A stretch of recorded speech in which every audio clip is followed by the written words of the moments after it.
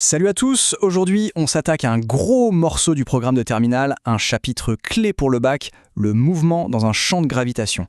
Et on va voir que c'est bien plus qu'un simple chapitre, c'est une vraie plongée au cœur de la physique.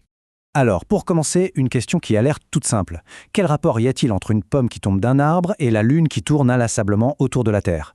D'un côté, un truc du quotidien, de l'autre, le balai des astres. A priori, ça n'a rien à voir.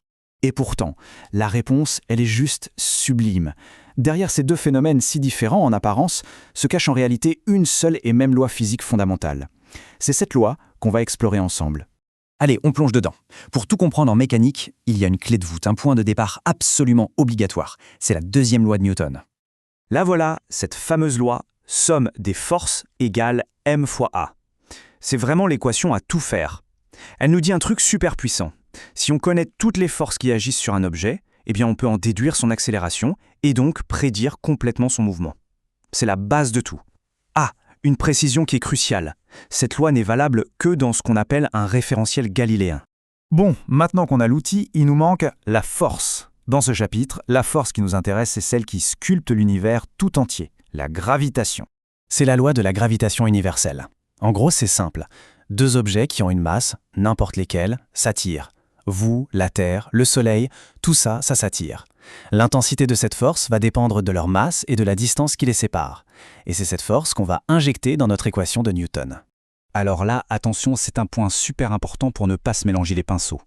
Près de la surface de la Terre, pour une simple chute libre, on simplifie beaucoup en parlant du champ de pesanteur, le fameux petit g, qu'on considère comme uniforme. Mais dès qu'on lève la tête et qu'on s'intéresse aux satellites ou aux planètes, cette approximation ne tient plus du tout. Là, on doit utiliser le vrai champ de gravitation newtonien. Et lui, il n'est pas uniforme. Il faiblit avec le carré de la distance. Et ces lignes de champ pointent toutes vers le centre de l'astre. Allez, passons à la pratique. On va mettre tout ça en musique pour étudier un cas d'école, un vrai classique du bac, le mouvement d'un satellite qui a une orbite circulaire. La méthode pour résoudre ce genre de problème, c'est une vraie recette de cuisine. Elle est toujours la même. Étape 1, on pose la deuxième loi de Newton. Étape 2, on identifie la seule force en jeu, ici la gravitation. Étape 3, on choisit la bonne expression pour l'accélération. Et étape 4, on déroule le calcul pour trouver ce qu'on cherche, ici la vitesse. Donc on applique, à gauche de l'égalité, on met la force de gravitation exercée par la Terre sur le satellite. À droite, on a m fois a, c'est-à-dire la masse du satellite fois son accélération. Et là, on remarque tout de suite un truc sympa, la masse du satellite, m indice s, apparaît des deux côtés. On va pouvoir la simplifier. Et pour l'accélération, voilà l'astuce pour les mouvements circulaires, le repère de Freinet. Dans ce repère, c'est beaucoup plus simple.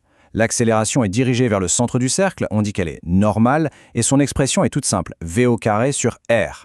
On combine nos deux dernières étapes, on isole la vitesse v et hop, on obtient cette magnifique formule. La vitesse du satellite est égale à la racine carrée de g fois la masse de la Terre, le tout divisé par le rayon de l'orbite. Et là, regardez bien cette formule. C'est ça qui est dingue. La vitesse du satellite ne dépend absolument pas de sa propre masse. Ça veut dire que si on met en orbite la Station spatiale internationale ou un tout petit satellite de quelques kilos, eh bien s'ils sont à la même altitude, ils iront exactement à la même vitesse. C'est une conséquence directe et un peu contre-intuitive de la physique. Ok, maintenant on fait un petit saut dans le temps. Bien avant Newton, un astronome de génie, Johannes Kepler, avait déjà parfaitement décrit le mouvement des planètes juste en les observant pendant des années. Il ne savait pas pourquoi elles bougeaient comme ça, mais il savait comment. Et voilà ces trois lois. La première, c'est une révolution. Les orbites ne sont pas des cercles, mais des ellipses. Et le Soleil n'est même pas au centre. Les deux autres, elles, décrivent la vitesse et le lien qui existe entre la taille de l'orbite et le temps que met la planète pour faire un tour complet. La deuxième loi, qu'on appelle la loi des airs, elle a une conséquence très concrète. La vitesse d'une planète n'est pas constante sur son orbite. Elle accélère quand elle se rapproche du Soleil et elle ralentit quand elle s'en éloigne. Et c'est là que la magie va opérer. Parce que Newton, avec sa théorie sortie de nulle part, va réussir à démontrer mathématiquement les lois que Kepler avait trouvées par l'observation. C'est un moment incroyable dans l'histoire des sciences. Allez, on va le faire pour la troisième loi. Pour ça, on va exprimer la vitesse de deux manières différentes. D'un côté, la manière géométrique, toute simple. La vitesse, c'est la distance, donc le périmètre du cercle de Pierre, divisé par le temps, la période t. De l'autre côté, on a la formule qu'on a trouvée juste avant grâce à Newton. Logiquement, ces deux expressions de la vitesse sont égales, donc on les pose l'une en face de l'autre. On met tout au carré pour faire sauter la racine, on réarrange un peu les termes, et qu'est-ce qui apparaît? T au carré divisé par R au cube, est égal à un bloc de constante. C'est exactement la troisième loi de Kepler. La boucle est bouclée. La théorie de Newton explique parfaitement les observations de Kepler.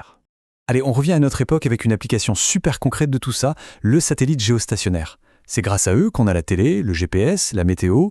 Alors un satellite géostationnaire, son nom l'indique, c'est un satellite qui, vu depuis la Terre, a l'air complètement immobile dans le ciel. Il reste toujours au-dessus du même point. Pour réussir ce tour de passe-passe, il y a une checklist de 3 conditions très strictes. L'orbite doit être parfaitement circulaire et dans le plan de l'équateur. Le satellite doit tourner dans le même sens que la Terre. Et surtout, sa période, le temps qu'il met à faire un tour, doit être pile la même que celle de la Terre.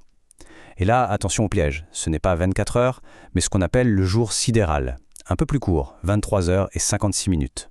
Si on reprend notre troisième loi de Kepler et qu'on calcule le rayon de l'orbite qui correspond à cette période précise, on trouve un résultat unique. Tous les satellites géostationnaires du monde sont obligatoirement à la même altitude, environ 35 800 km au-dessus de l'équateur. Il n'y a qu'une seule orbite possible.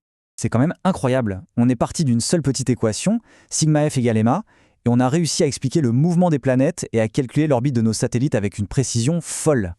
La puissance de ces lois est vertigineuse. Et ça nous laisse avec une question fascinante.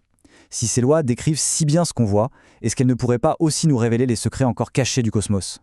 C'est ça toute la beauté de la physique.